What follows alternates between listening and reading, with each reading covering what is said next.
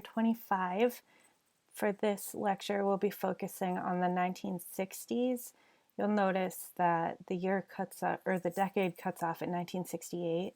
We'll go over more in detail why that is, but 1968 happens to be a pivotal year in world history, and especially in U.S. history as well. So it's sort of one of those turning point years. So it makes more sense to mark it. And these years tend to fall more politically and actively in line with one another. So to start off the decade of the 1960s, we could look at sit-in strikes, specifically one in February of 1960 in Greensboro, North Carolina, at a Woolworth lunch counter. This is probably one of the more famous sit-in strikes that people will reference. And it's sort of close to the beginning of these sorts of protests, but we talked already about how the civil rights movement had already been using these sorts of sit-in protests and how unions had been using sit-in protests throughout history as well. So this is a continuation, but it does mark the beginning of a time where this was used more frequently.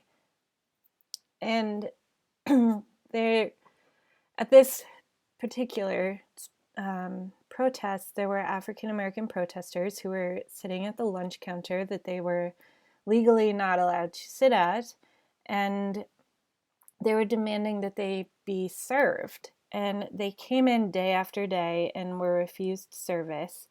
And they came in for 5 months until the store finally agreed to serve them. They suffered tons of verbal abuse and even physical abuse.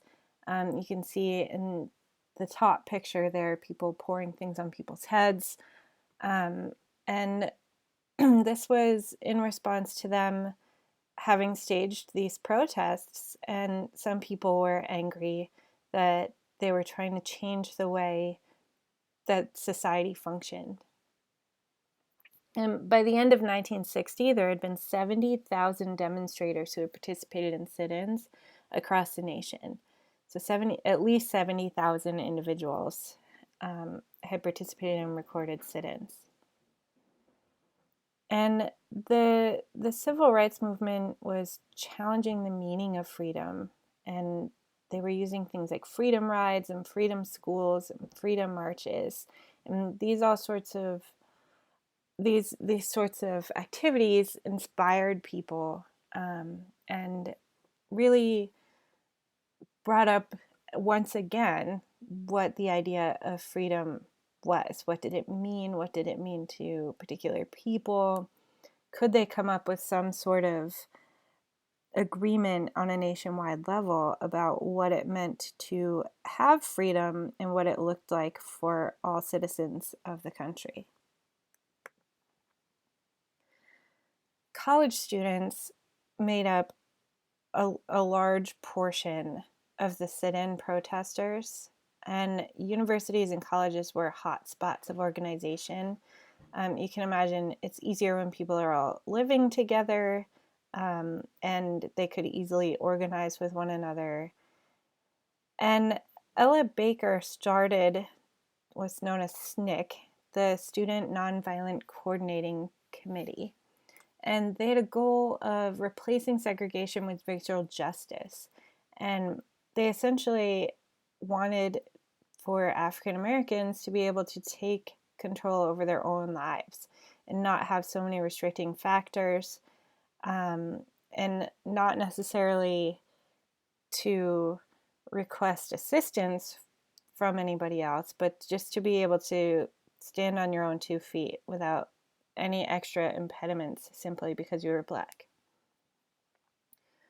CORE, the Congress of Racial Equality, had similar motives and actually organized the 1961 Freedom Rides. And what those were buses of Black and white students, oftentimes from northern states, riding down into the Deep South together in order to protest segregation laws.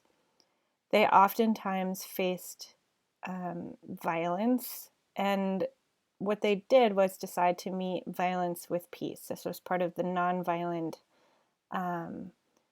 movement that had been spreading throughout the civil rights movement. And this included showing no return violence. For instances, like in Anniston, Alabama, there was a firebomb that was thrown onto a bus. And while people were trying to escape the flames coming off the bus, many of them were beaten physically by those who had thrown the bombs on the bus to begin with. In Birmingham, Alabama, the KKK actually attacked riders with chains and bats, and police looked on and decided not to interfere. So in the Deep South, these sorts of protests were clearly unwelcome, and many people faced violent reactions to these protests.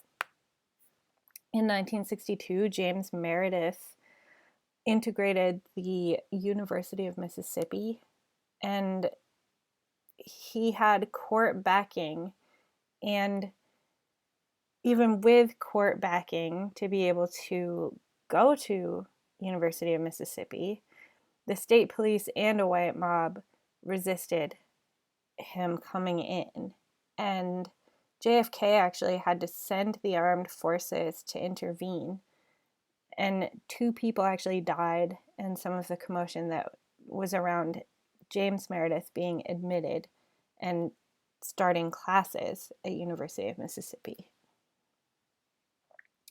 In June of 1963, in 1 week alone, there were 15,000 arrests in 186 cities across the nation as people began to protest in the streets en masse. Birmingham had become a center for racial violence, with more than 50 bombings of African Americans' homes since the end of World War II.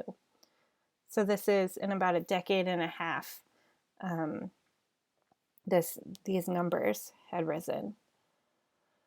Medgar Evers was killed in June of 1963 by a sniper while he was performing his duties as a field secretary for the NAACP in Mississippi.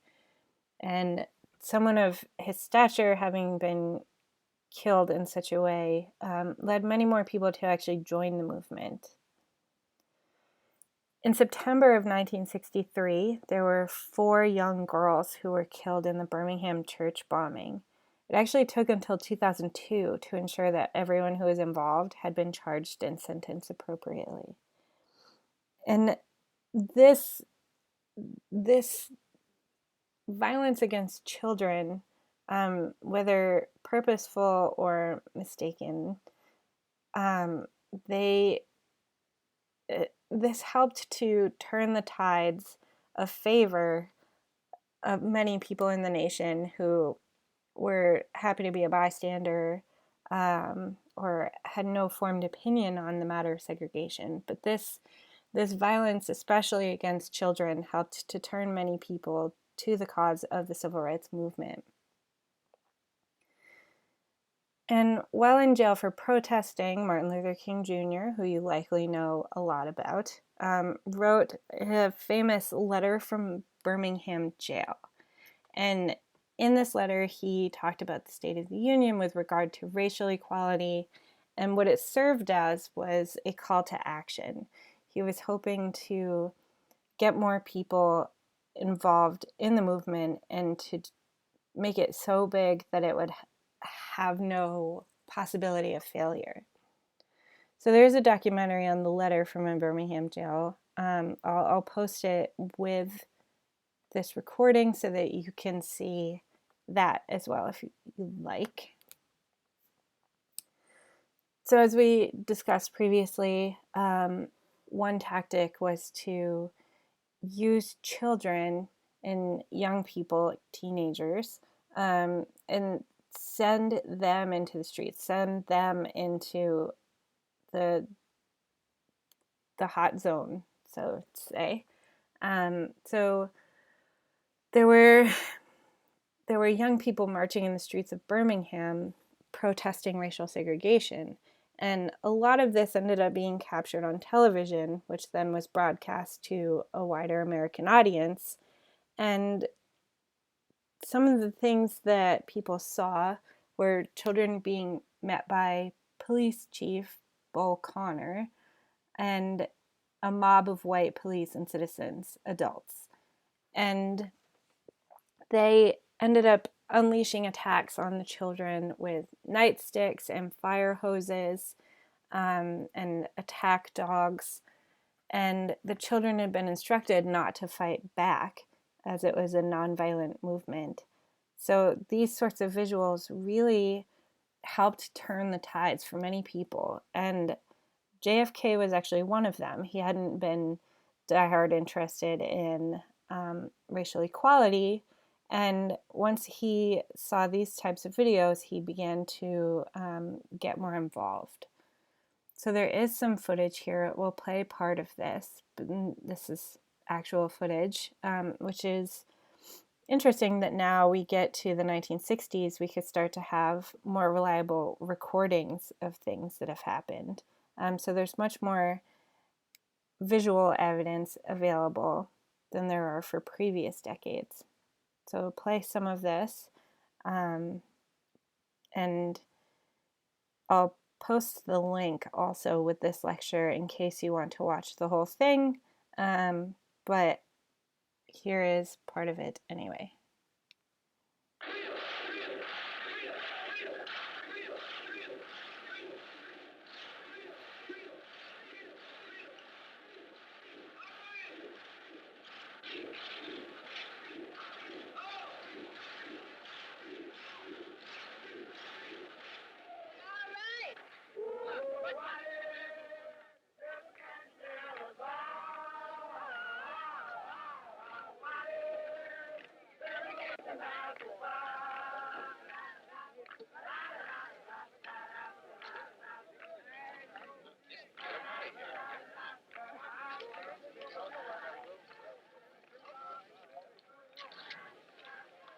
Okay, hold it down, please.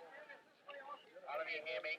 You are in violation of Section 1159 Dallas City Code, demonstrating and parading without a permit. Also violating a traffic judge injunction against parading.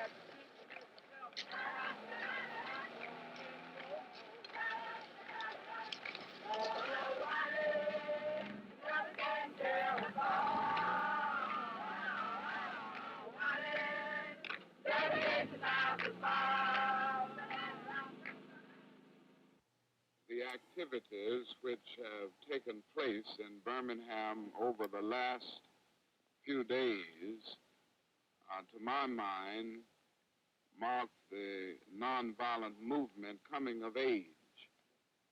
This is the first time in the history of our struggle that we have been able literally to fill the jails. In a real sense, this is the fulfillment of a dream, for I've always felt that if we could fill the jails in our witness for freedom, it would be a magnificent expression of the determination of the Negro and a marvelous way to lay the whole issue before the conscience of the local and national community. And I think in a real sense, this Birmingham movement is one of the most inspiring developments in the whole nonviolent struggle.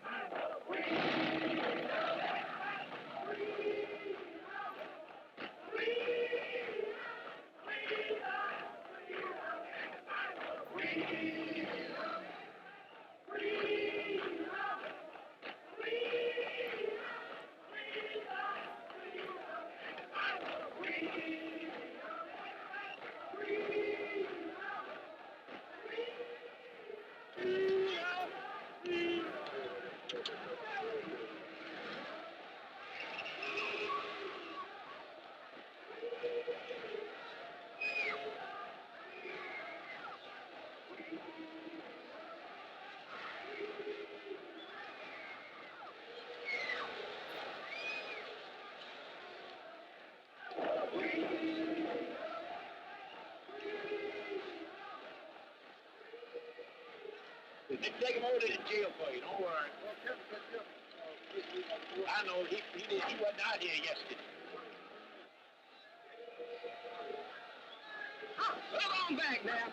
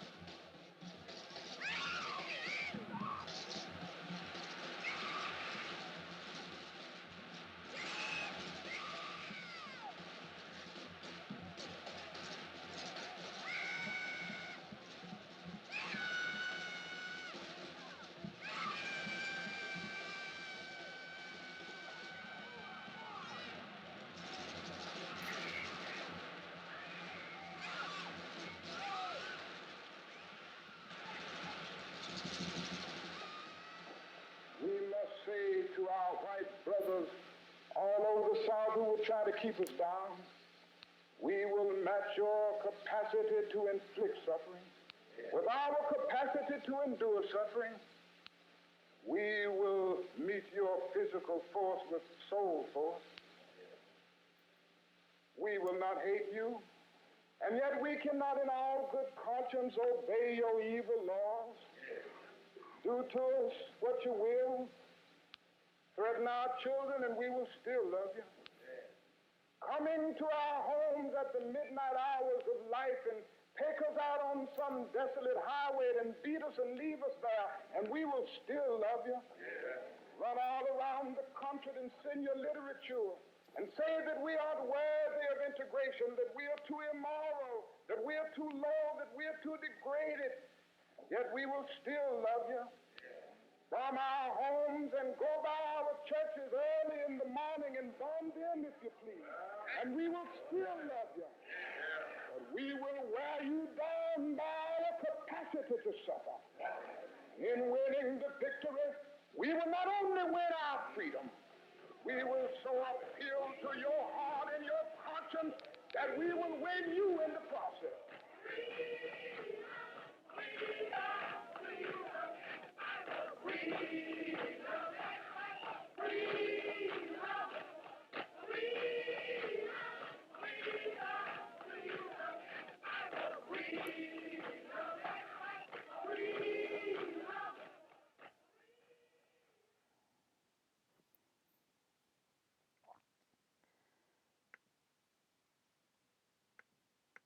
Sorry about that. So you can see the kinds of violence that people were facing, and you could see, likely, also how that sort of footage might change some people's minds, might have some emotional effect on people to then believe that African Americans should succeed at that point if people were not in favor of that prior to this. There's a lot of video footage that's similar to this. This is obviously a compilation of some speeches and some actions as well from Birmingham, but many of the stories were somewhat similar to this, the same sorts of violence being inflicted on people. Birmingham just happened to have a very large body of people protesting at the same time. And it's known for being sort of a turning point in public support. In the same year, in August of 1963, about 250,000 African American and white Americans joined together to flood Washington, D.C. for the March on Washington. And the protest was for racial equality, jobs, and freedom in a general sense. And this is where Martin Luther King Jr. gave his most famous address from the steps of the Lincoln Memorial, and it's his I Have a Dream speech. And if you've likely heard parts of this, but I think it's important to hear the entire speech and what comes before the part that you're likely most familiar with. So we're going to play the whole thing for you here.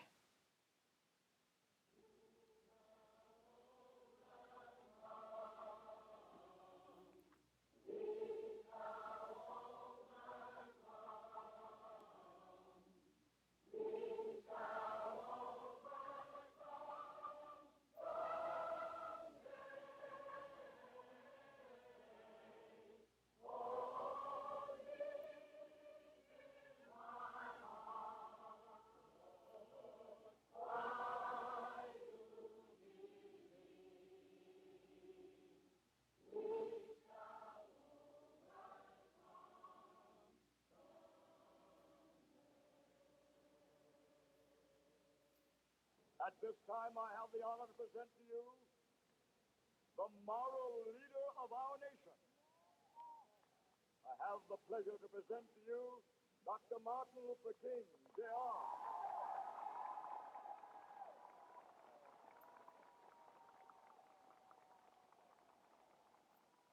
I am happy to join with you today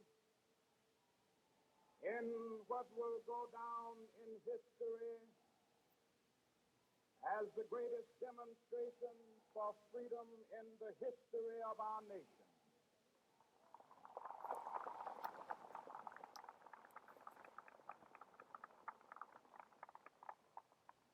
Five score years ago, a great American in whose symbolic shadow we stand today signed the Emancipation Proclamation.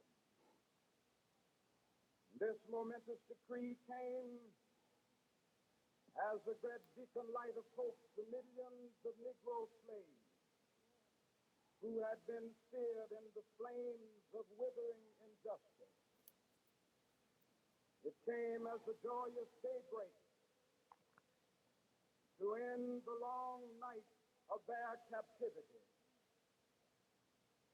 But 100 years later, the Negro still is not free. 100 years later,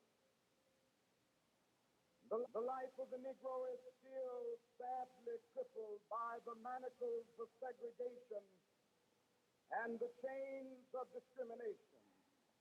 100 years later, the Negro lives on a lonely island of poverty in the midst of a vast ocean of material prosperity.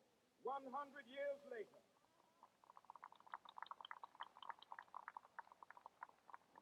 the Negro is still languished in the corners of American society and finds himself in exile in his own land. And so we've come here today to dramatize the shameful condition. In a sense, we've come to our nation's capital to cash a check. And the architects of our republic wrote the magnificent words of the Constitution and the Declaration of Independence. They were signing a promissory note to which every American was to fall heir. This note was a promise that all men, yes, black men as well as white men, would be guaranteed the unalienable rights of life, liberty, and the pursuit of happiness. It is obvious today that America has defaulted on this promissory note insofar as her citizens of color are concerned. Instead of honoring this sacred obligation, America has given the Negro people a bad check, a check which has come back marked insufficient funds.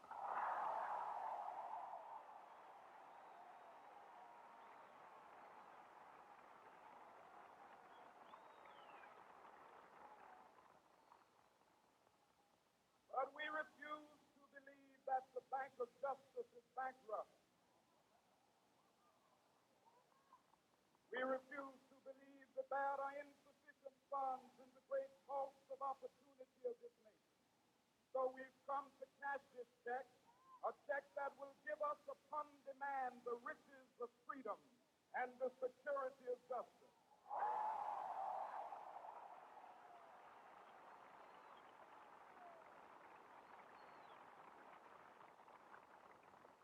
We have also come to this hallowed spot to remind America of the fierce urgency of now. This is no time to engage in the luxury of cooling off or to take the tranquilizing drug of gradualism.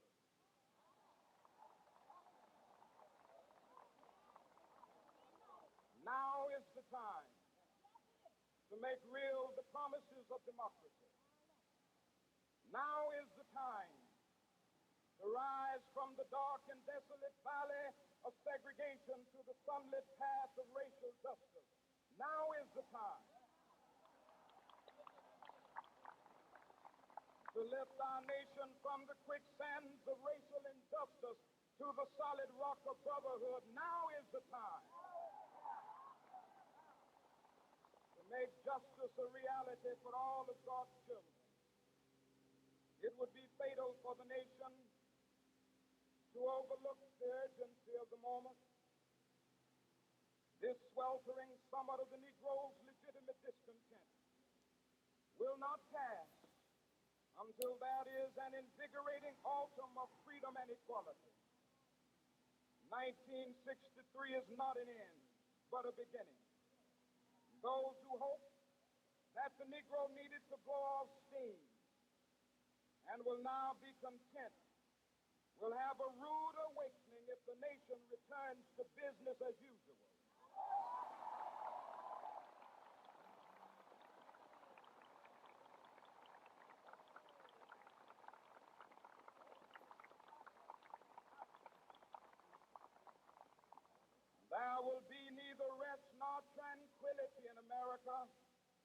until the Negro is granted his citizenship rights. The whirlwinds of revolt will continue to shake the foundations of our nation until the bright day of justice emerges. But that is something that I must say to my people who stand on the warm threshold which leads into the palace of justice. In the process of gaining our rightful place, we must not be guilty of wrongful deeds. Let us not seek to satisfy our thirst for freedom by drinking from the cup of bitterness and hatred.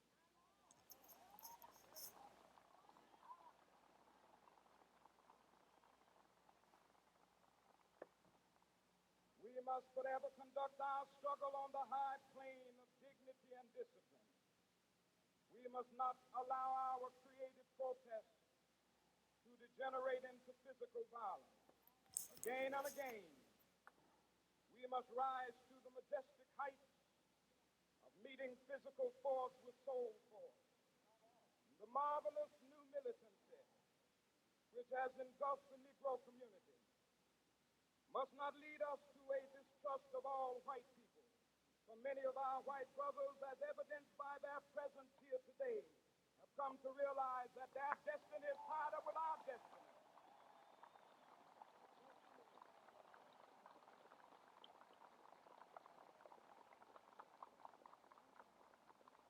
And they have come to realize that their freedom is inextricably bound to our freedom. We cannot walk alone. And as we walk, we must make the pledge that we shall always march ahead. We cannot turn back. There are those who are asking the devotees of civil rights, when will you be satisfied? We can never be satisfied as long as the Negro is the victim of the unspeakable horrors of police brutality. We can never be satisfied as long as our body is heavy with the fatigue of travel, cannot gain lodging in the motels of the highways and the hotels of the city.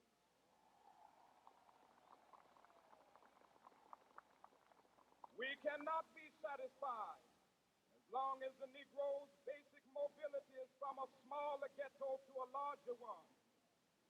We can never be satisfied as long as our children are stripped of their selfhood and robbed of their dignity by signs stating for whites only.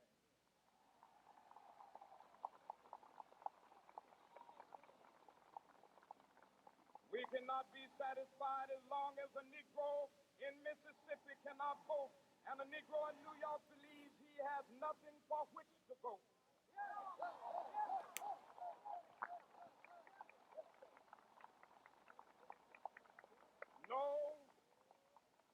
No, we are not satisfied, and we will not be satisfied until justice rolls down like waters and righteousness like a mighty stream.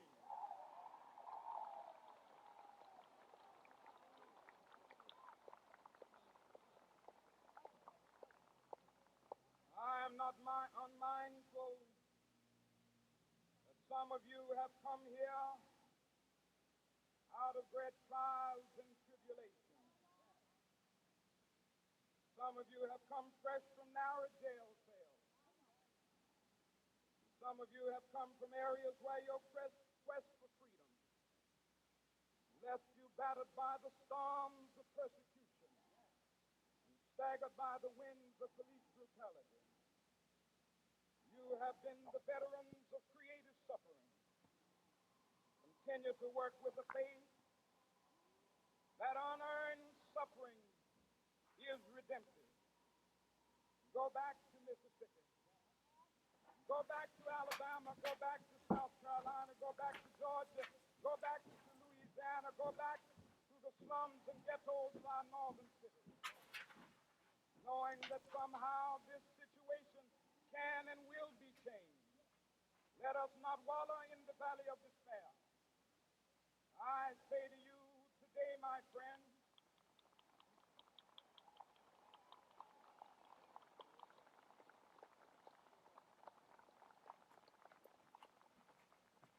So even though we face the difficulties of today and tomorrow, I still have a dream. It is a dream deeply rooted in the American dream.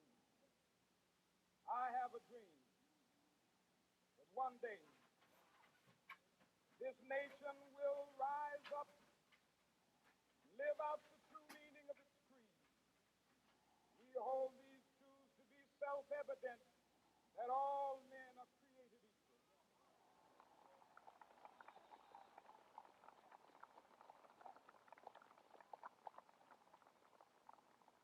I have a dream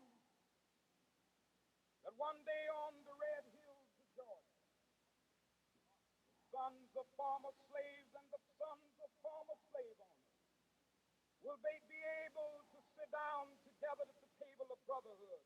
I have a dream that one day, even the state of Mississippi, a state sweltering with the heat of injustice, sweltering with the heat of oppression, will be transformed into an oasis of freedom and justice. I have a dream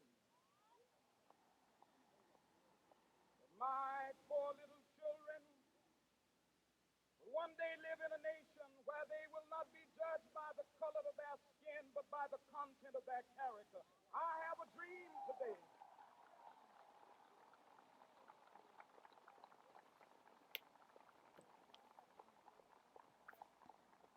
I have a dream that one day, down in Alabama, with its vicious racists, with its governor having his lips dripping with the words of interposition and nullification, one day right there in Alabama, little black boys and black girls will be able to join hands with little white boys and white girls as sisters and brothers. I have a dream today.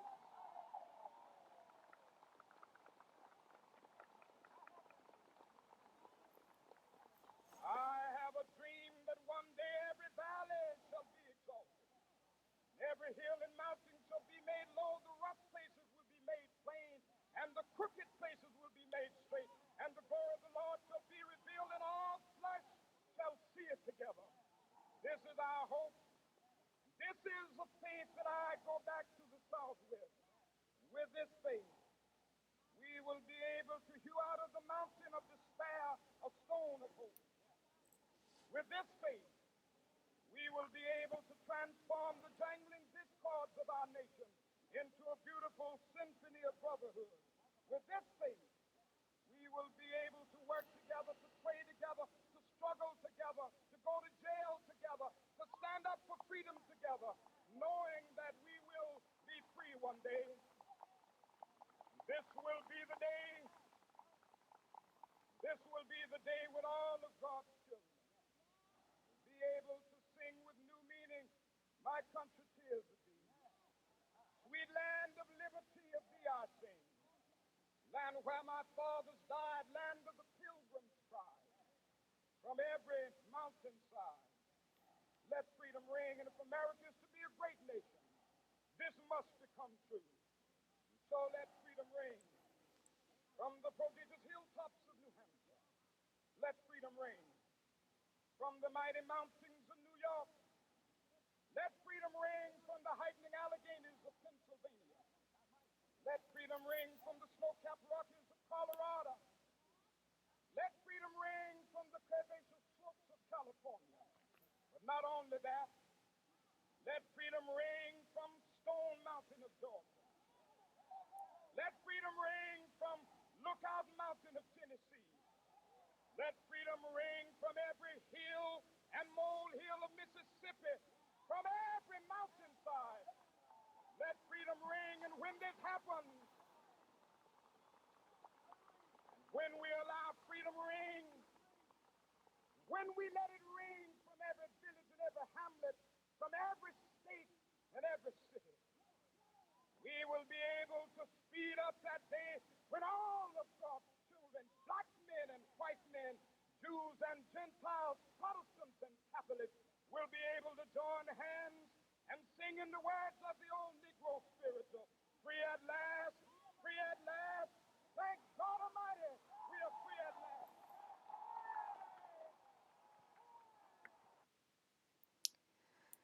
So if we were actually together, I would ask you how many of you have heard the first part of that speech. Pretty much every US student who has gone through school will have heard about the last 4 or 5 minutes of that, but not typically the first part. And the reason I wanted to play the first part for you is because there's a lot of content in there. There's a lot of content about how the nonviolent movement works, about placing it in time in 1963, about the image of the check that the United States, the Declaration of Independence and that the Constitution guaranteed people, was that it was this promise that was put forth, but then when African Americans came to cash in on that promise to take those freedoms, they were told that they were not able to have them. So he talks about going to the bank with that check and the check bouncing essentially for insufficient funds. And he's saying he doesn't believe that, and he believes that there's a way for white Americans and African Americans to live together within the country. And he also talks about a fierce urgency of now. And what he's saying is that this couldn't be accomplished in a gradual way, in the way that some people said that they wanted it to go. They'd been trying for a long time to perform this gradually, with very little success. And so there's this idea of this fierce urgency of now, the need for things to change immediately, and the use of the nonviolent tactics was meant to help them move this cause forward without being to blame.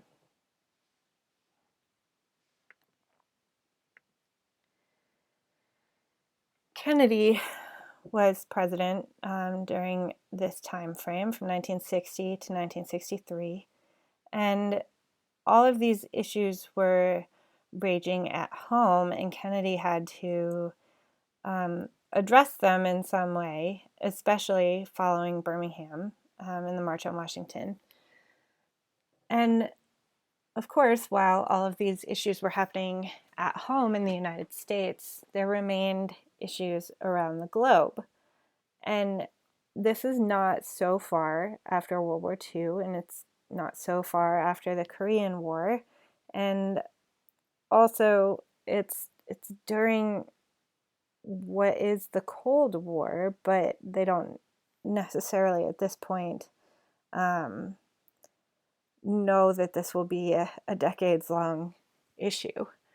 And so Kennedy's having to respond to what's going on at home and what's going on abroad. And in his inaugural address, he had talked about the passing of the torch to a new generation that was born in the 20th century, and that they were less enamored with warfare and more interested in peace, more interested in creating peace at home and abroad. And he created the Peace Corps in order to not only assist people, but also to help influence people in third world countries, those countries that were neither part of the United States nor part of the Soviet Union. And they were hoping to mold the opinions of the people living in these countries as favorable ones for the United States. In addition to global concerns, there were also concerns that went beyond the globe. The space race began in earnest when the Soviet Union launched Sputnik in 1957, and the space race kind of peaked in 1969 when the United States landed humans on the moon with the Apollo 11 mission. So this space race lasts for a little over a decade, and it's this battle between the United States and the Soviet Union about who's going to do things first off planet. Back on the planet, the United States was continuing to have a complicated relationship with Cuba. If you'll remember, the United States and Cuba fought together against Spain during the Spanish-American War, but then the United States retained some rights to interfere militarily and governmentally with Cuba's affairs. Fidel Castro in 1959 actually led a revolution in Cuba, and what he was focused on was nationalizing resources. And that meant that the government would be in charge of resources and would dole them out to people equally. And they began doing business with the Soviet Union. And Eisenhower had suspended trade and diplomatic relationships in response to this relationship with the Soviet Union. The CIA began training anti-Castro exiles from Cuba for an invasion of Cuba. And JFK was supposed to be in charge of this invasion of Cuba with anti-Castro exiles.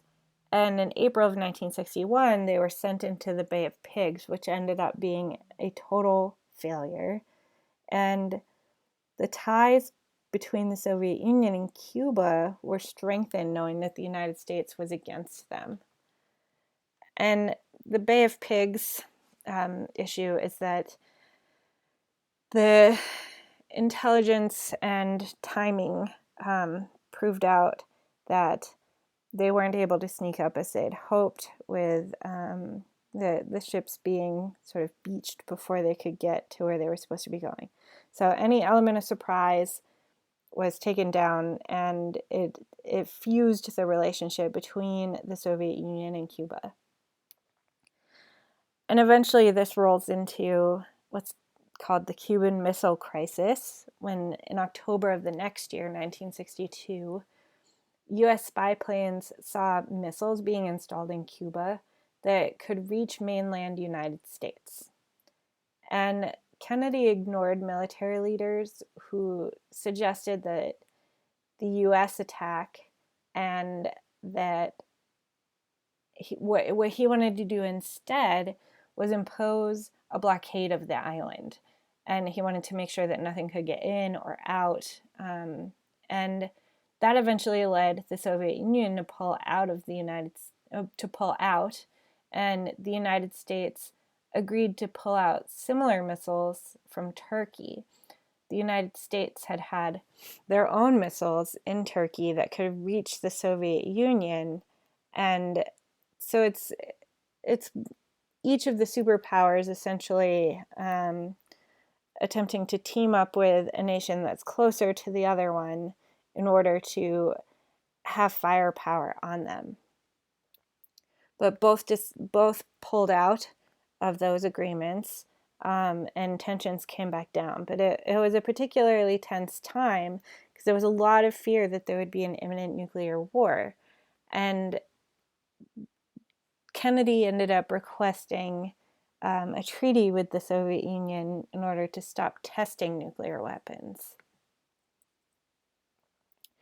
As we all know, Kennedy was infamously killed, and in 1963, Kennedy had started to turn with the civil rights movement after the Birmingham children's protest, and he was suggesting that there should be laws passed to desegregate public spaces across the nation.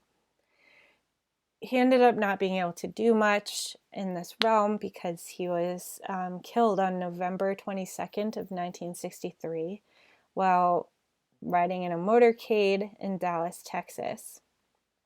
And his wife, Jacqueline, was in the car with him. And the killer, as named, is Lee Harvey Oswald. And he was a former Marine and was mentally unstable. And instead of going on trial, he was murdered 2 days after 2 days after he was captured. So conspiracy theories continue to float around about this.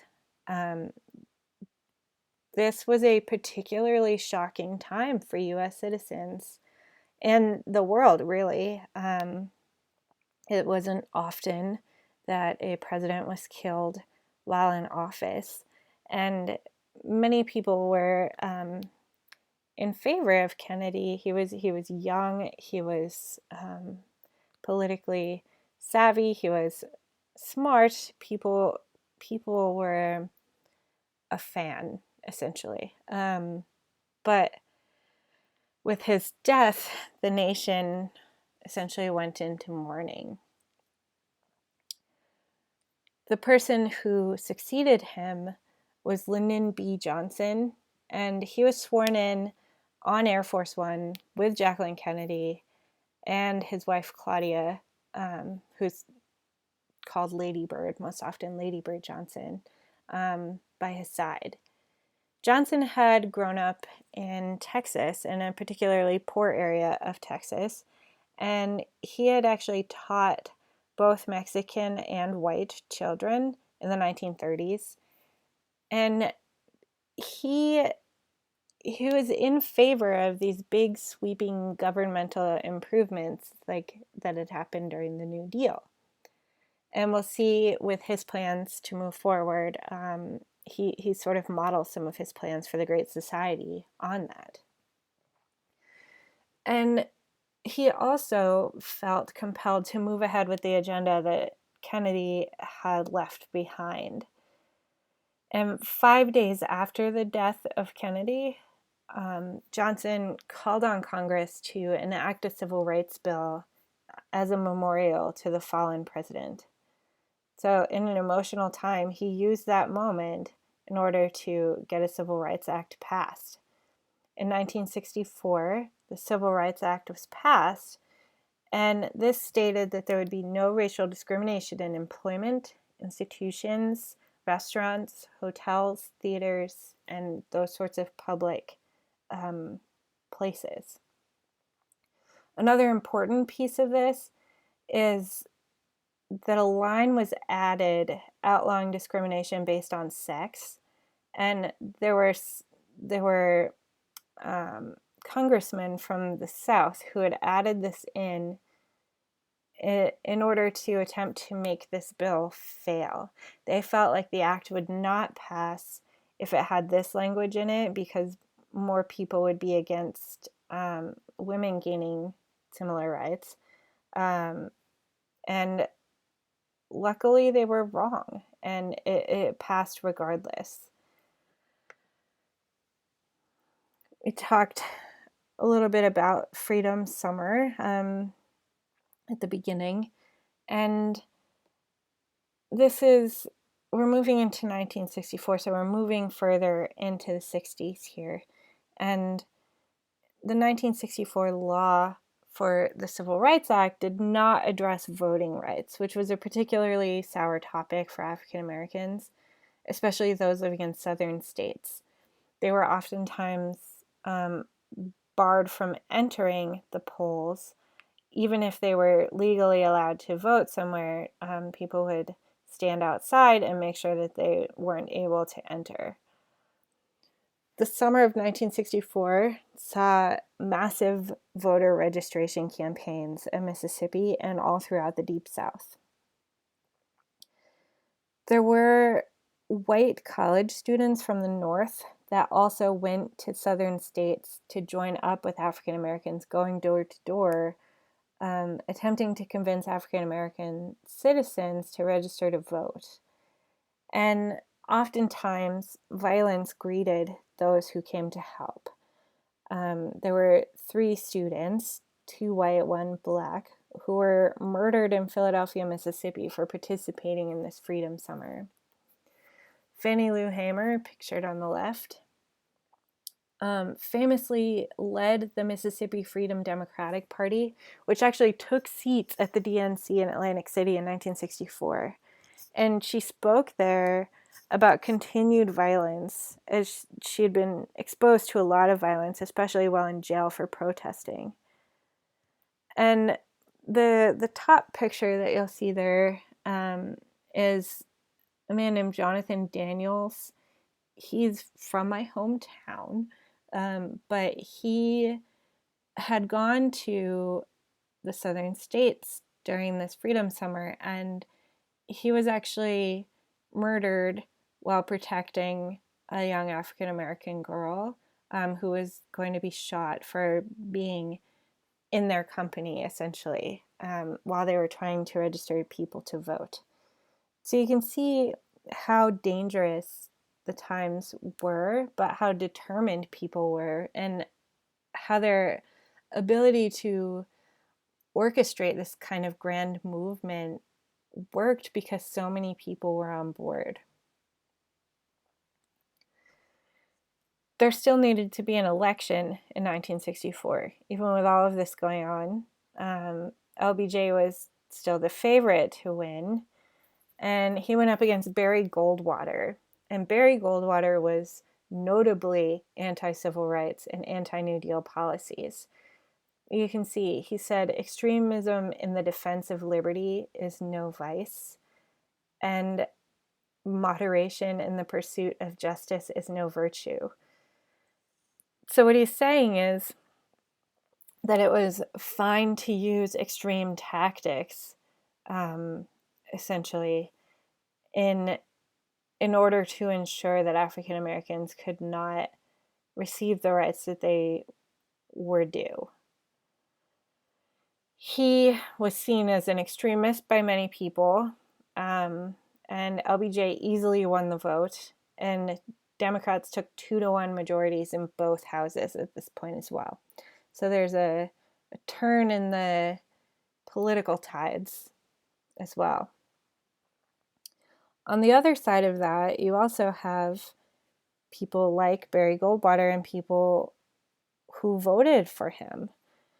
So there's this other side to the movement. It's not, as you know, unopposed.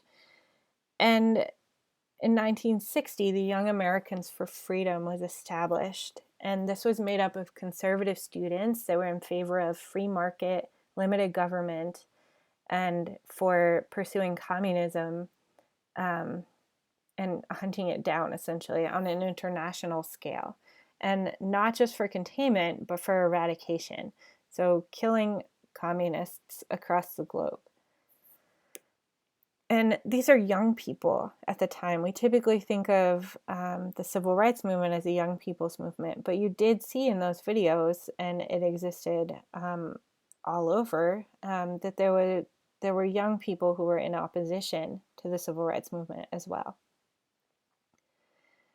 And the southern states became really solidly entrenched within the Republican Party.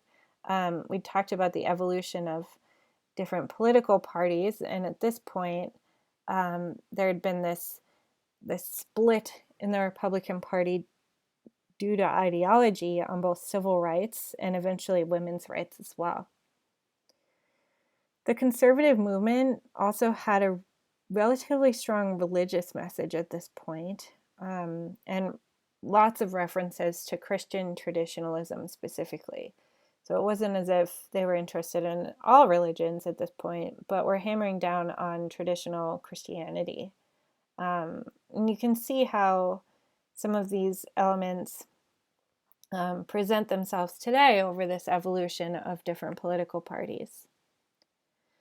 So the Voting Rights Act is the one that did not come with the 1964 Civil Rights Act, but this came the following year with federal recognition of registration of voters rather than leaving it up to the states. Before, it had been up to states to decide how elections would take place, and it's at this point where there was a decision that there would be no racial segregation in elections on the federal level, so on that umbrella level. In March of 1965, Martin Luther King Jr. and many others joined in a march from Selma across the Edmund Pettus Bridge, which is named for a Confederate general and Grand Wizard of the KKK. And they marched over this on their way to Montgomery to demand voting rights.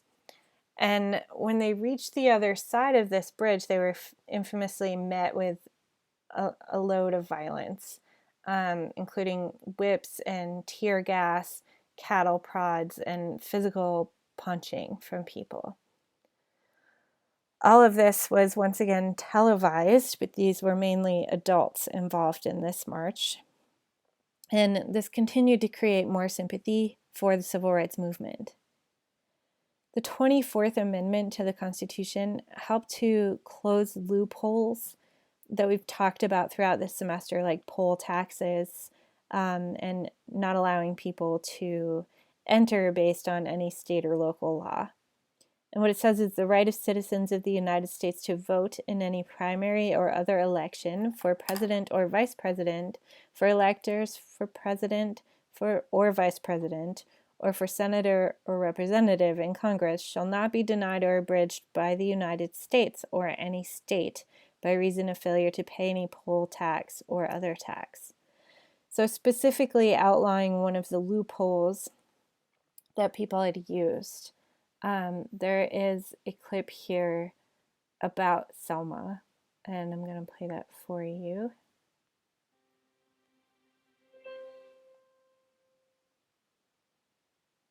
They came with horses. They came with nightsticks. And I was standing and people were running because they were beating me. I did not run, so he hit me at the base of my neck. And I became unconscious. Photos of a woman tear-gassed and beaten unconscious by Alabama state troopers are among the most iconic images of the civil rights movement. The woman was Amelia Boynton Robinson, a leader of the campaign for black voting rights in Selma, Alabama, and the first black woman to seek a seat in the U.S. Congress from that state. She had helped organize a demonstration on March 7, 1965, to protest the killing of a young African-American church deacon named Jimmy Lee Jackson by an Alabama state trooper, and to continue the fight for voting rights. The Selma establishment was known to be among the most egregious in barring blacks from the polls. But what started as a peaceful protest ended with unspeakable violence. The veteran activist clearly recalls the events of that day, and she recently recounted them to middle school students in Los Angeles.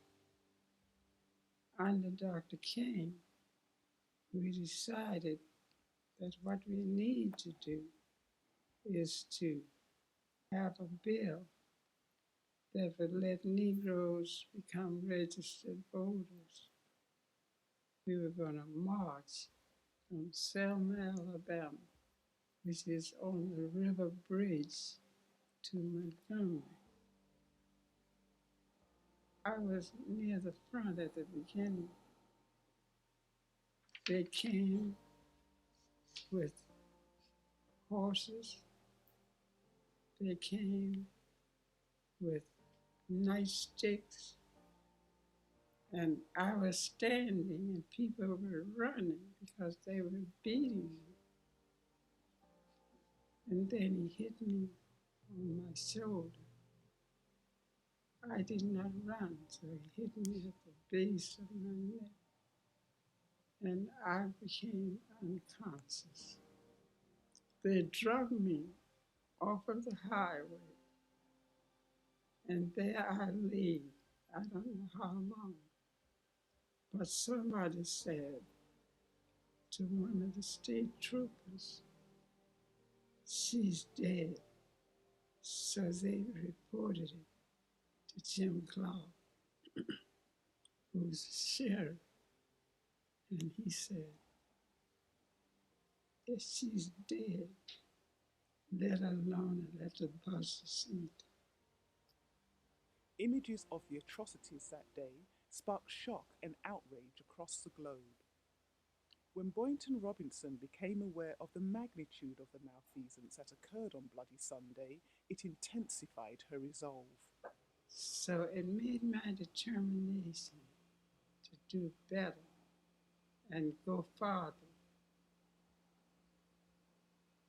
Boynton Robinson was present at the White House when President Lyndon B. Johnson signed the Voting Rights Act into law in August 1965. The episode became known as Bloody Sunday. It sparked worldwide outrage and helped garner support for the passage of the Voting Rights Act of 1965. As the 50th anniversary of the event approaches on March 7th, Boynton Robinson is not bitter. Instead, she remains resolute in her belief that although she almost died fighting for freedom, the struggle was worthwhile. After Bloody Sunday, people began to wake up, and those who have arisen because of our Bloody Sunday, they have excelled. Despite her age, Boynton Robinson's activism is far from done. The matriarch of the civil rights movement believes there is still a long way to go. She appealed to today's generation to embrace the lessons of the struggle and not take their vote for granted. And I am still determined that these young people will realize that a voteless people is a hopeless people. If we don't register and don't fight for your rights, then we are hopeless, whether it's an individual or a group of people. You are no citizen at all.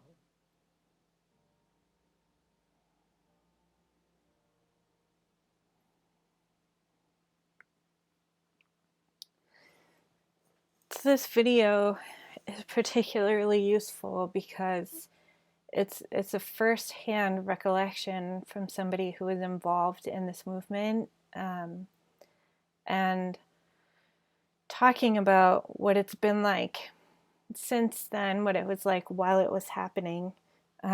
These events are not really that long ago, in reality. And there are plenty of people who are still alive who remember these events, who are involved in these events. So this sort of testimony is still particularly useful, and it will also help future generations to hear what people were thinking, and not simply to have a written record. So we have visual and written record, or visual and audio records, to help people now. And the later things go, the more of that type of information we have. But again, firsthand recollection of events is invaluable.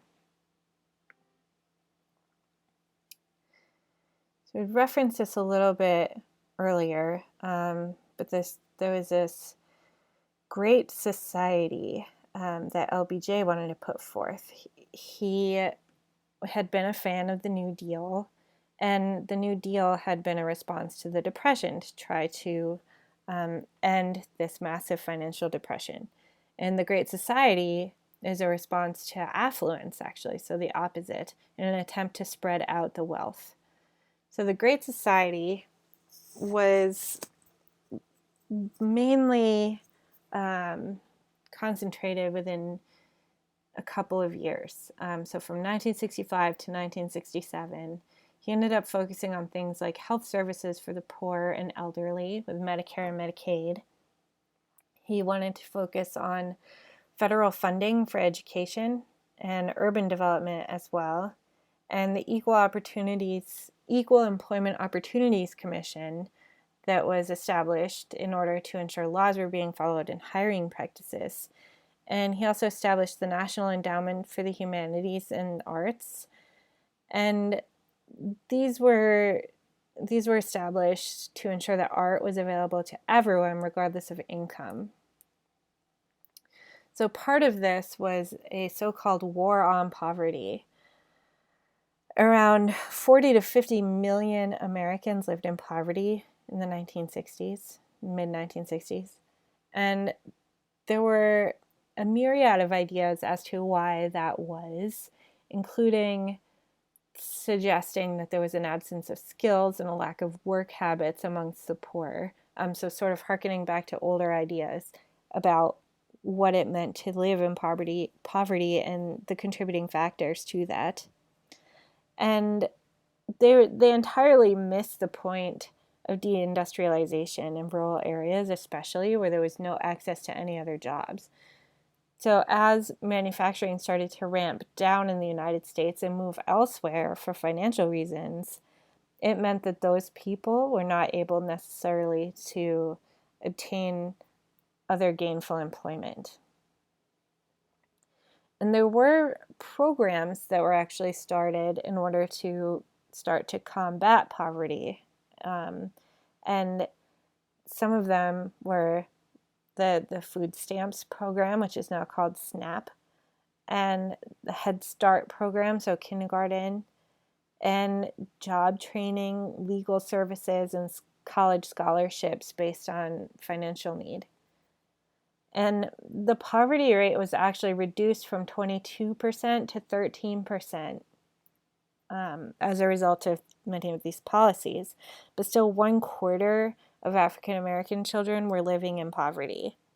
So a lot of this had not spread out to different races equally.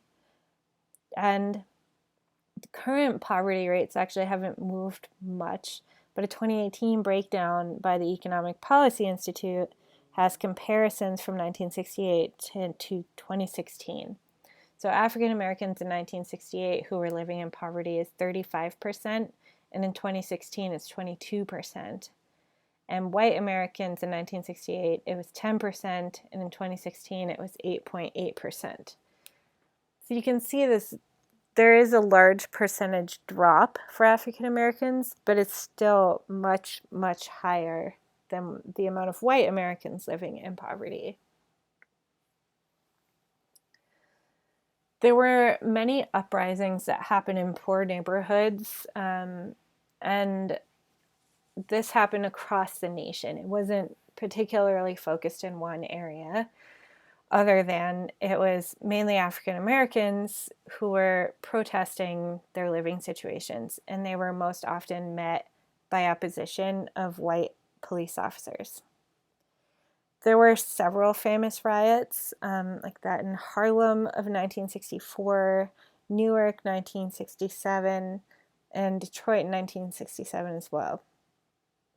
And the Watts riot in LA in 1965 is perhaps the most infamous of these. There were 50,000 people rioting and attacking white police officers and firemen and looting white businesses and burning buildings. And there were 15,000 police officers that were needed to stop the riots. And by the end, there were 35 people dead, 900 injured, and over $30 million in damage. So that gives you some sort of idea as to the emotional strife that people were existing in. The Kerner report, published by Otto Kerner in 1968, suggested that these riots were because of poverty and segregation, but gave no solutions as to what could be done to alleviate the problems. So it just pointed to the fact that it was obvious to a lot of people that the racial laws and structures within the nation had led to these sorts of violent uprisings. In the face of all of this, there were those who continued to move within the nonviolent realm, and then there were some who believed in taking a somewhat different approach. And there was the possibility of embracing violence as a potential option for protesting. And Malcolm X was calling for Black control over Black politics and Black economics, and did not think that working within the system and trying to change the system that was controlled by whites would give any results that African American people would be happy with. He thought there needed to be separate means of operations. He'd famously dropped his surname, which he referred to as a slave surname, in favor of the letter X. It's meant to represent the connection to African heritage that was lost through the destruction of slavery. So many people couldn't trace back their ancestry because it had been corrupted by essentially slave records. So they weren't sure exactly where they had come from, and they chose not to continue using the last name that had likely been that of the slave owners.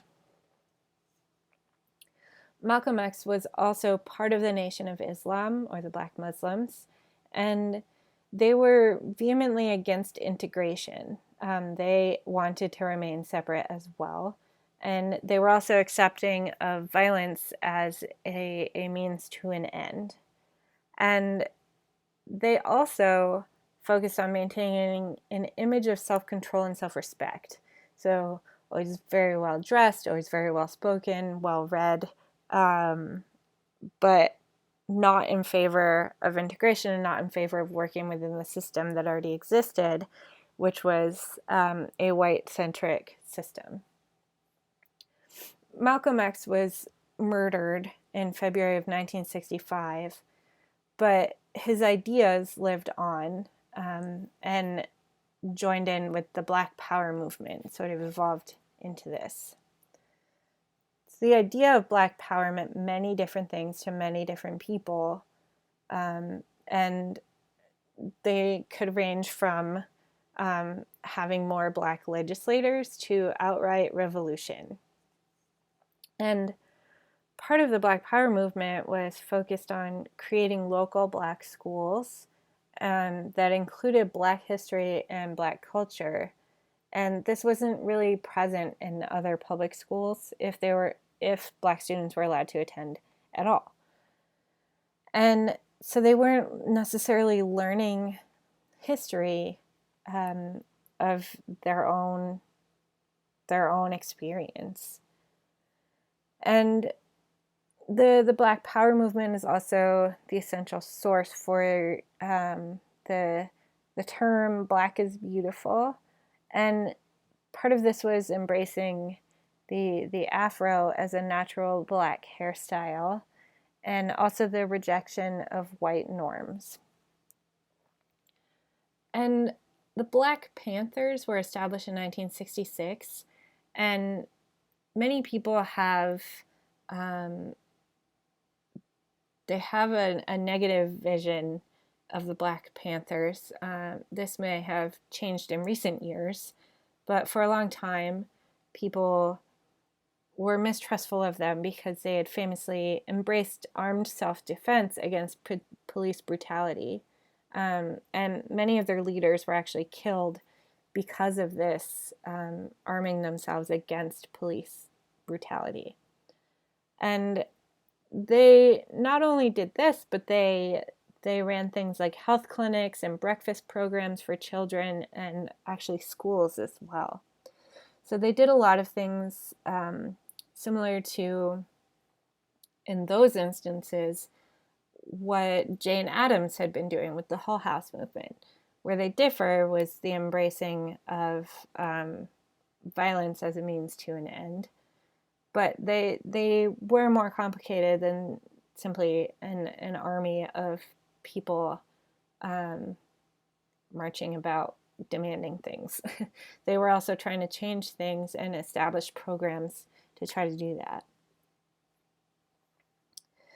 The new left departed from the old left, and one of the major reasons for this division is that they were challenging the mainstream, even though many of them were white children of affluence or comfort. So many who were adherents to the New Left suggested that loneliness, alienation, powerlessness, and most of all, authenticity were concerns that needed to be addressed on the sort of national scale. So it's a lot of young people suggesting that these were the things to be concerned about and the things that needed people's attention. They looked to the civil rights movement for advice as to how they should go about spreading their message and how they could join the civil rights movement to support their cause as well. So there's sort of this even bigger move to the left. And what this leads to, all this splintering on all sides, is this sort of fading consensus. So 1962, the SDS, or the Students for Democratic Society, they were established and they were seeking participatory democracy, and they published the Port Huron Statement that you'll end up reading in your Voices of Freedom book. And the University of California at Berkeley ended up seeing large-scale protests for free speech in 1964 when students were banned from discussing political matters. And as we'd mentioned earlier, college campuses were a huge gathering spot and a huge organizing spot for the civil rights movement and large-scale protests. There were a lot of famous publications that took place during this decade as well that gave voice to several different streams of concern across the nation. It sort of paints a picture of concern in many different realms. So it's not just the story of the civil rights movement, while it's obviously a huge factor for the 1960s. And James Baldwin wrote The Fire Next Time, which sort of gave a voice to the Black Revolution and to what it meant to be Black in America at the time. Rachel Carson wrote Silent Spring, which had essentially uncovered the cost of environmental disaster with with the production and large-scale use of chemicals. The Silent Spring refers to the death of birds from particular poisons. Michael Harrington wrote The Other America, which focused on poverty, so it's individual people's experiences of poverty.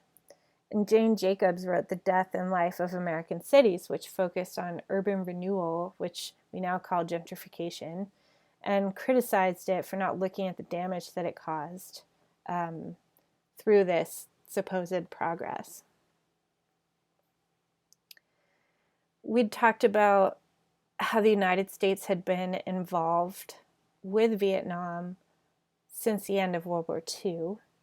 And the war in Vietnam really set fire to all of this rebellion and sort of gave a uniting factor for many people if they were interested in their own revolution or their own experience. They were united oftentimes because there was a rejection of the way that the government was being involved, and there was also a rejection of the draft, which was eventually instigated. So the United States was essentially concerned that Vietnam would fall to the communists, as they would say. And in October of 1963, they approved a military coup to kill Diem, who was a U.S. allied leader in South Vietnam. And you'll notice that's before Kennedy was killed. And by November of 1963, there were already 17,000 American military advisors on the ground in Vietnam. In August of 1964, the North Vietnamese ended up firing at a U.S. spy ship off the coast of Vietnam in the Gulf of Tonkin, and the U.S. claimed that this was aggression from the North Vietnamese. The Gulf of Tonkin Resolution, named for the place where this happened, was passed, and it said that all necessary measures were available to the president in order to repel an armed attack. Only 2 senators voted against this, and what it amounted to is a blank check for people to react how they wanted to react. And at this point, it was Johnson who was at the head of the U.S. ship here. And the war began ramping up more slowly, but by 1969, there was a lottery that was for the draft. When there were not enough volunteers to continue the war, this is actual footage of what people saw in December of 1969. Mayberry RFD will not be presented tonight, but will return next week at its regularly scheduled time over most of these stations. The Draft Lottery, a live report on tonight's picking of the birth dates for the draft. Here at Selective Service Headquarters in Washington is CBS News correspondent Roger Mudd. Good evening. It was 29 years ago that the first and most famous lottery number, 158, was drawn as the United States entered World War II. Tonight, for the first time in 27 years, the United States has again started a draft lottery.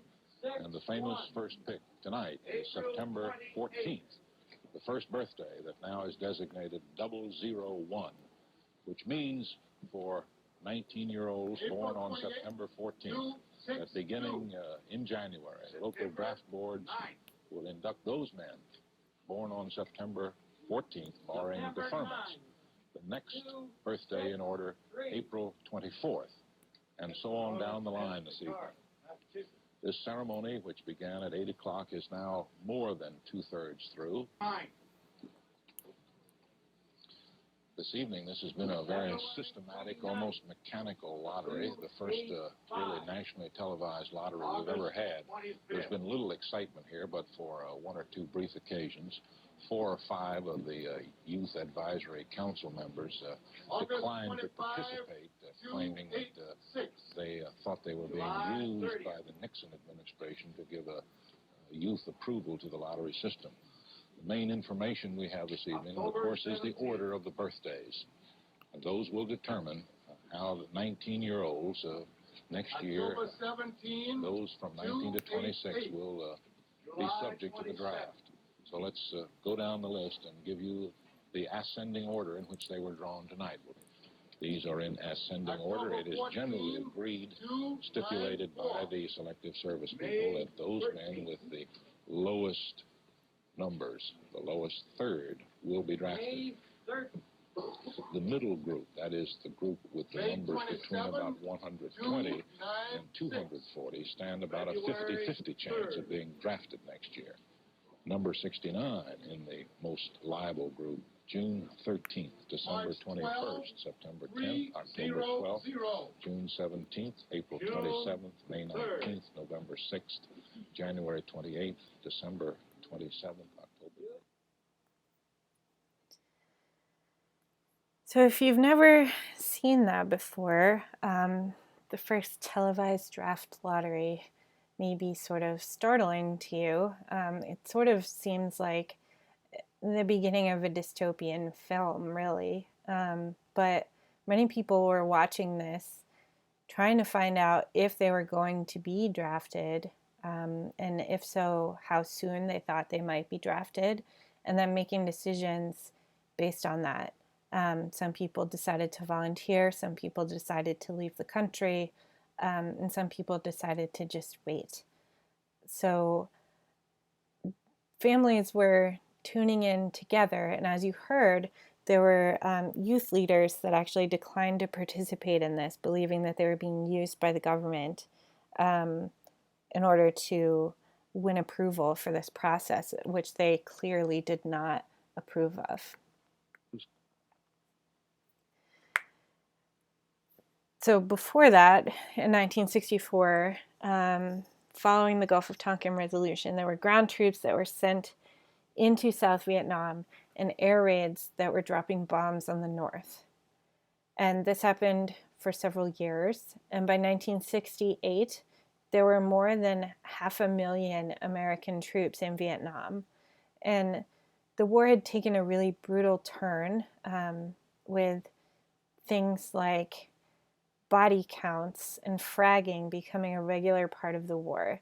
So body counts is talking about how many people were killed in a particular mission, and sort of having contests with each other, and having to report these numbers in order to talk about how many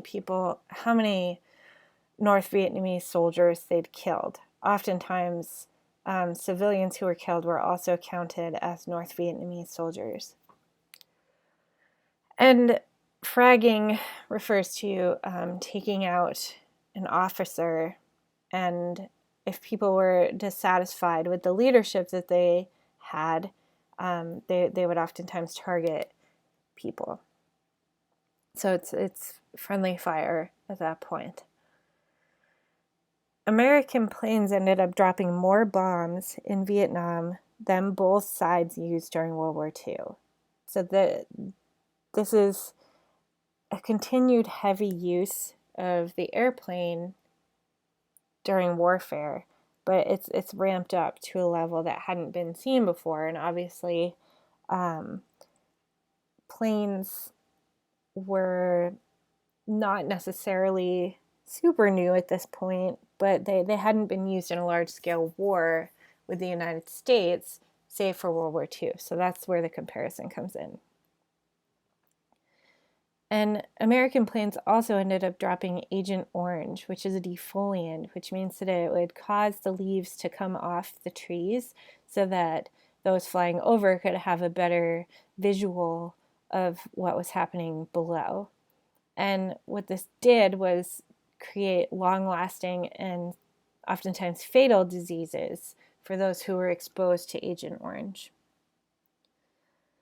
Another really popular weapon that was used at this point was napalm, which was sort of gelatinous gasoline that would be lit on fire and explode, and it would stick to people who were near it, and they would be continuously burned by this.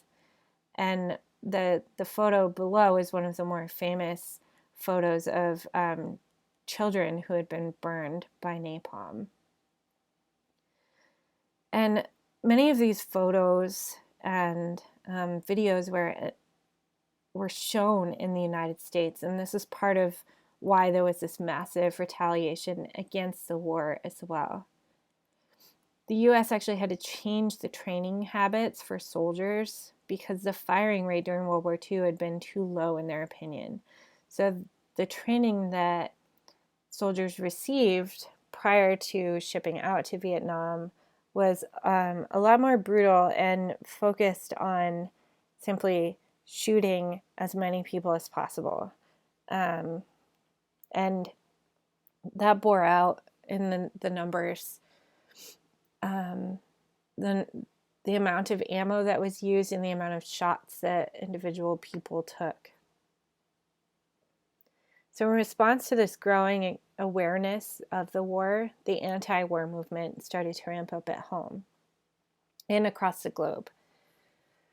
But at home, the opposition to this war, as I mentioned, sort of merged different groups of people together. So many college students were actually exempt from the draft, and what that meant was that it was mainly poor and working class men who were called to serve instead. And Martin Luther King Jr. was one of the few and far between well-known leaders who outwardly condemned the war in 1967. In October of 1967, about 100,000 people marched in Washington, D.C., and they famously placed flowers in the rifle barrels of those who were charged in keeping order that day.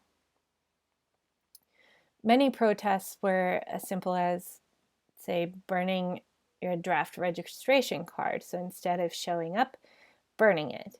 Or fleeing to Canada was another option that some people chose. And some people actually decided to go to jail as well, because you would go to jail if you decided that you would not serve. And there were those who ended up enlisting in public service outlets like the Peace Corps instead of going to war, but you oftentimes had to get a conscientious objectorship in order to pursue that option. And it was particularly difficult to get these conscientious objectors status because most of the time those inducting people into the military didn't believe that you had the reason that you said you had, and it would take a lot of documentation to provide enough evidence that you were indeed a legitimate conscientious objector. Part of what many of these protesters were also experiencing was that they were part of what they would refer to as the counterculture, so against the mainstream culture. Personal liberation and freedom on an individual level was sort of this backlash against consensus culture. So there had been decades where people had been afraid to be outside of what was seen as the societal norm. But that's precisely what these folks decided to do. Cultural freedom extended to things like clothing and language and sexuality and drug use. Oftentimes when people think of the 1960s, they think about the crazy clothing and saying things like groovy, and that there's this explosion of sexual adventurousness and also of drug use, especially psychedelic drugs. And this inevitably leads to a lot of self-indulgence and self-destruction. But the idea for many people is that friendship and pleasure were worth more than wealth and financial success. So the Yippies, the Youth International Party, led by Abby Hoffman, actually ended up performing a protest at the New York Stock Exchange where they showered the floor of the New York Stock Exchange with dollar bills in order to get the visuals of brokers scrambling for money to make the point that this could not possibly be all that life had to offer, and that they needed to get away from this culture where people would scramble for money like that. And Woodstock is particularly well remembered by a lot of people, and they famously went forth as a part of this counterculture and represented the musical importance of the time. And this happened in August of 1969.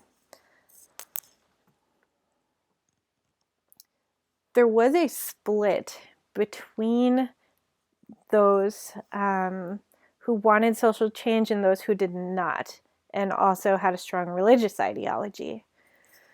So many people saw a commitment to a freer society with expanding rights out towards more people and the expression of peace from a national standpoint as part of the Christian mission. Another experience with faith in the counterculture melded with the idea of authenticity. So people were searching for answers to bigger questions and dealing with thoughts that philosophers had struggled with for many centuries.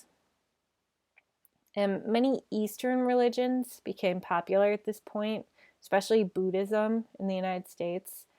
And from within this interest in the Eastern religions and arts, there was an interest in yoga and meditation in the United States. And these hadn't really been present prior to this point in any large capacity. So it might be hard for people to imagine today that yoga and meditation weren't always a part of the United States experience. But there still a relatively new experience for people.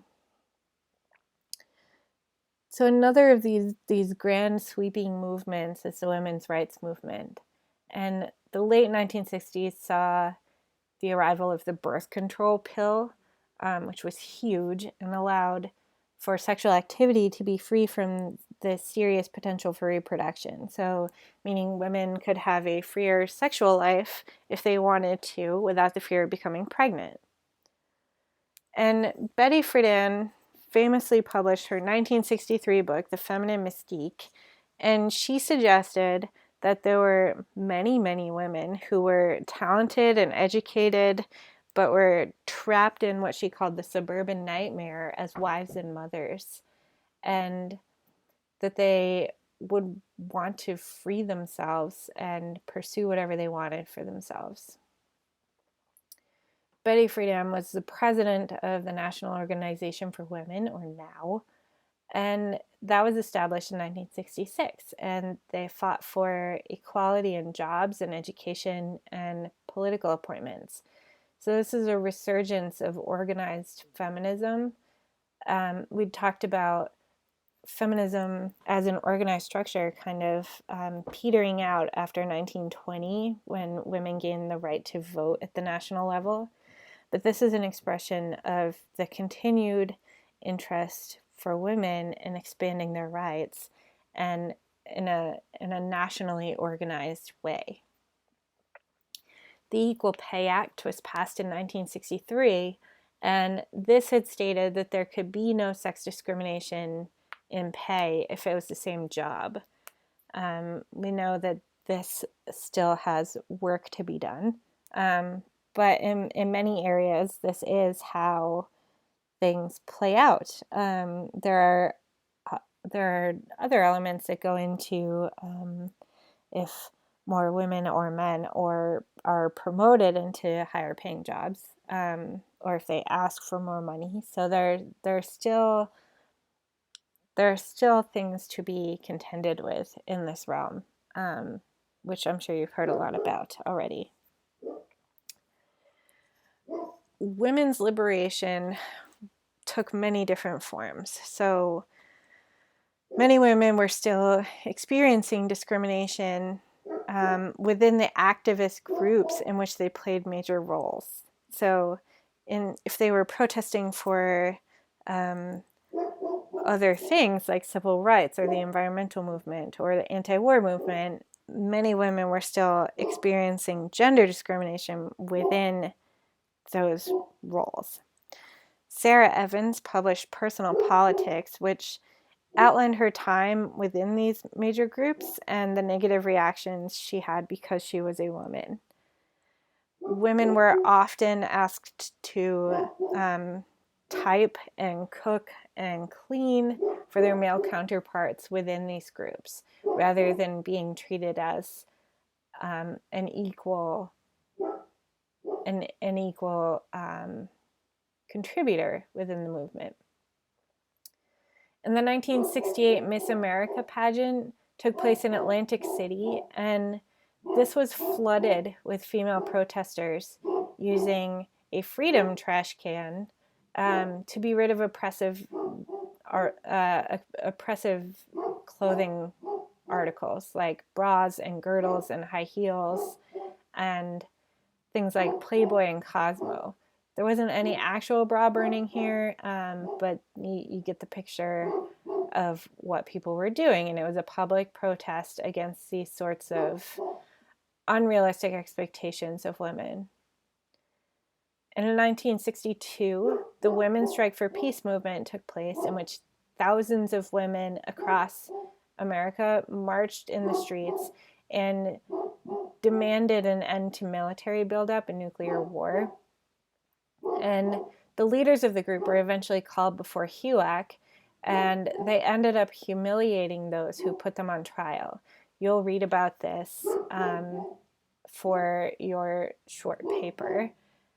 And in 1967, the first woman to run the Boston Marathon, Catherine Switzer, was almost pushed out of the race by a race official but was protected by fellow runners who were male. So there were a lot of different milestones that women were reaching. One of the milestones that women reached was the right to privacy in their healthcare decisions. So women were demanding a right to individualization of sexual relationships, marriage, and standards of beauty. And part of this has to do with abortion rights. In 1965, Griswold v. Connecticut overturned a state law banning contraceptives, and this was linked to privacy and the sanctity of marriage, saying that a married couple should be able to do what they wanted to with regard to contraceptives. And this allowed for that same argument, the privacy argument, to be applied to abortion in Roe versus Wade case in 1973. Doctors and states had previously been in charge of the right to abortion until 1973. And there was a 1969 hearing in New York City that was actually interrupted by feminist protesters because the panel of experts that they had for this hearing was made up of 14 men and a nun.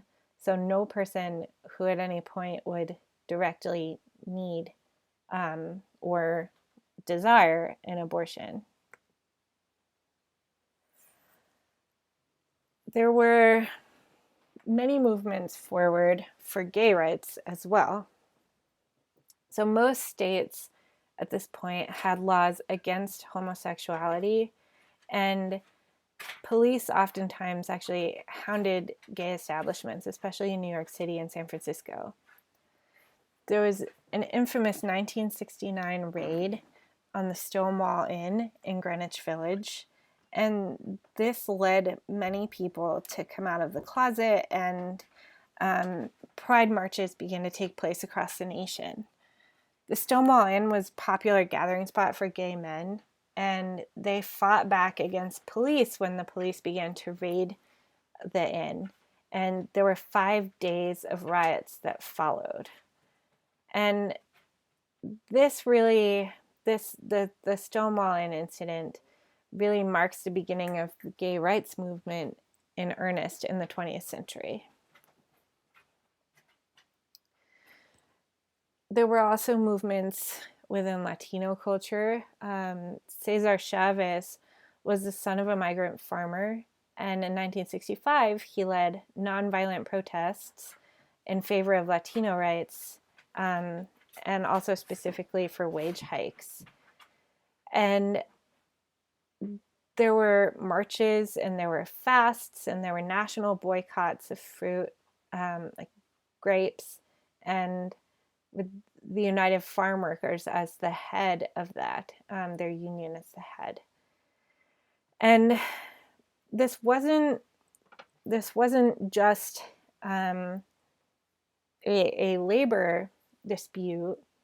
We've talked about labor disputes every class, but there was also, backing this up, the idea that Latinos across the nation were demanding that they be considered part of the larger American society. And they also wanted an end to racially discriminatory laws that applied to them as well. The 1960s also saw an uptick in the militancy of Native American population. And there were a lot of concerns over the attempted termination of Native American sovereignty, and then many of the Native American tribes wanted to maintain their own governing system over their own people. And in 1968, the AIM, the American Indian Movement, was established, and they requested fulfillment of treaties and self-government. And you're going to write your final paper about this and things that took place in the 70s. But there was a group in 1969 called Indians of All Tribes, and they reoccupied Alcatraz Island off San Francisco. And they had noted that this had been illegally seized in violation of treaties.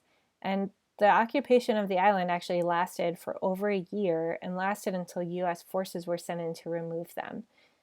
You can actually still see some of the spray paint today on the water tower, and there's a little bit written about it at the dock where you take the ferry out to Alcatraz. So there's a video that you'll end up watching for your fifth small paper as well. So we won't watch that right now during this lecture. We did mention environmentalism as being one of those grand movements that was popping up in earnest. So this is where the modern environmental movement also finds its footing. And this is when it became clear that overconsumption in the United States was having a negative impact on the environment in general. And Rachel Carson, as we mentioned, was a major figure, and this is following the publication of Silent Spring, which looked at the effects of DDT specifically on animals, birds, and people. So Silent Spring refers to no birds chirping because they've died from poisoning. It's also during the 1960s that the Sierra Club tripled their membership after the publication of Carson's book. And this movement is really one that initially attracted a lot of widespread bipartisan support. So there wasn't really any question about whether or not people wanted less pollution at that point. And Nixon was a real defender, surprisingly, of the environment. And he was partially responsible for passing into law the Clean Air Act, the Clean Water Act, the Endangered Species Act, and for supporting the first Earth Day in the United States as well. So many people don't know that Nixon was such a supporter of the environmental movement. But again, it was not particularly controversial for both parties to be involved in this at this point. There were a lot of major legal decisions that also took place in the 1960s. And so the Supreme Court of the United States gave legitimacy to rights that people were requesting and actually overturned convictions against those who had threatened the government in the past. So New York Times v. Sullivan in 1964 overturned a libel ruling for the New York Times, having carried an ad that criticized Alabama and their treatment of civil rights protesters. So this is overturned in favor of the New York Times. And Loving v. Virginia, in 1967, finally allowed for interracial marriage. That had been illegal in 16 states up until that point. And Richard and Mildred Loving were married in Washington, D.C., and returned home to Virginia, where it was illegal for them to get married. And they were arrested in the night for having been married. And the case goes to the Supreme Court, and it is eventually ruled in favor of them and their marriage. And Miranda v. Arizona is also instated at this point, and it states that you have to be informed of your rights, even that of remaining silent, until you have representation once you're in police custody. So it says Miranda rights that people are read when they're arrested. And there was also Engel v. Vitale, and this stated that prayer and Bible reading in public schools was unconstitutional because of the separation of church and state. The time frame that we're talking about ends in 1968, and it's oftentimes referred to as the year from hell. 1968 is known particularly in the United States as being a particularly hellish year, and that also applies to incidents abroad. So in January of 1968, the Tet Offensive took place in Vietnam, and there were surprise attacks across Vietnam. And this turned the tide on the American support for the war even further than it already had. It just looked like the United States would find this unwinnable. The My Lai massacre took place in 1968. It wasn't publicized until 1969, but this is when hundreds of civilians were killed in a small hamlet in Vietnam, and eventually one of the soldiers was found to be responsible, but all others were excused, and that soldier was eventually pardoned. So no one was found to be responsible in any lasting way. And there was also incidents of soldiers, U.S. soldiers, fighting back against other U.S. soldiers at that point during the My Lai massacre in order to save civilian lives. And it was within all of this abroad in Vietnam, and many different reasons, but the Vietnam War played a huge part in Lyndon B. Johnson deciding not to run for office again. He would have been eligible to run for office and likely would have won, but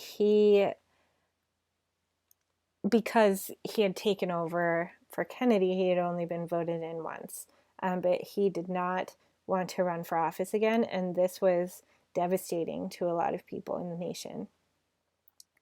And Martin Luther King Jr. was killed April 4th in Memphis in 1968, and there were riots all across the nation in response to his murder, and there were soldiers that were required to move in and break up some of these riots, especially in Washington, D.C. And Robert Kennedy was killed in June while running for president. And in August of 1968, there were thousands who protested at the DNC against the war, and hundreds were injured by police. And across the globe, there were global uprisings. And in Mexico City, there were 500 people killed when students protested in favor of democracy. In Northern Ireland, you see the beginning of the time called the Troubles. And this is when police attacked Catholics, demanding an end to religious discrimination. And there were many other instances of uprising across the globe at this point. So there's this idea that the 60s are really multifaceted. A lot of people are just completely enthralled with this decade because it has so many different aspects to it and a lot of intensity. So there were many new rights and new freedoms. Racial minorities were becoming mainstream. The status of women was changing drastically, and there was what seemed to be a rise of a more tolerant society. And conservatives blamed the 60s as the reason for the downfall of the nation. And 1968 sort of opened up this window for conservatism to come in and demand public order by saying that things had gotten so far out of control that this year, 1968, this hellish year, was the result of what came from all of this expanding of rights and all this change in society. So Nixon's win for the presidency is sort of evidence in this backlash against the 1960s. So next week we're going to talk about the 70s and what follows from here, and sort of this dive into conservatism